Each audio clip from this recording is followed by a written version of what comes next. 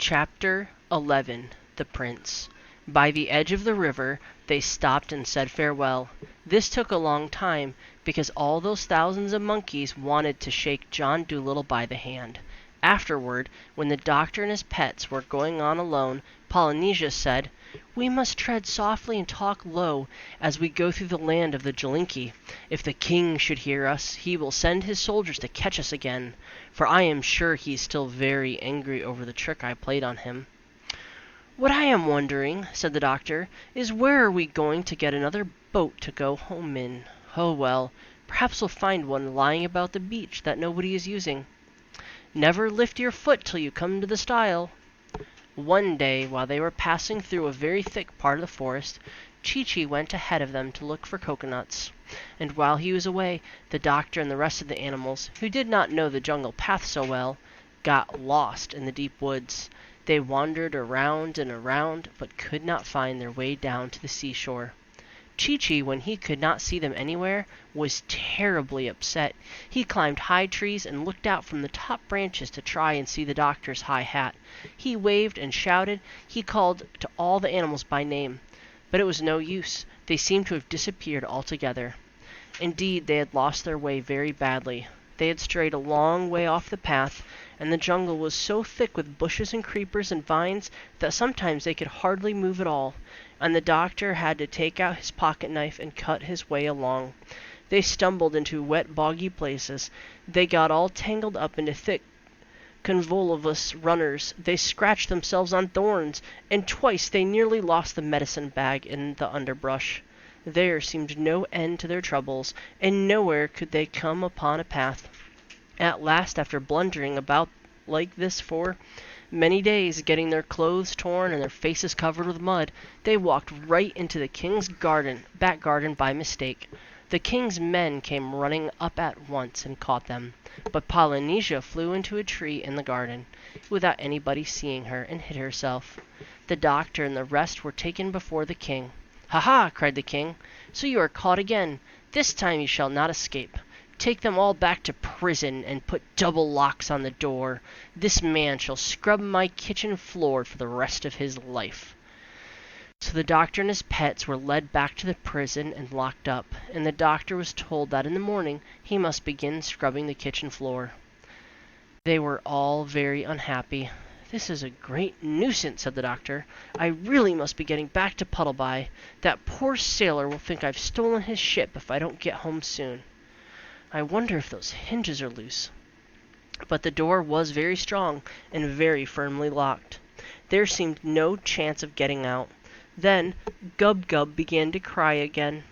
All this time Polynesia was still sitting in the tree in the palace garden. She was saying nothing and blinking her eyes. This was always a very bad sign with Polynesia. Whenever she said nothing and blinked her eyes, it meant that somebody had been making trouble, and she was thinking out some way to put things right. People who made trouble for Polynesia or her friends were nearly always sorry for it afterward.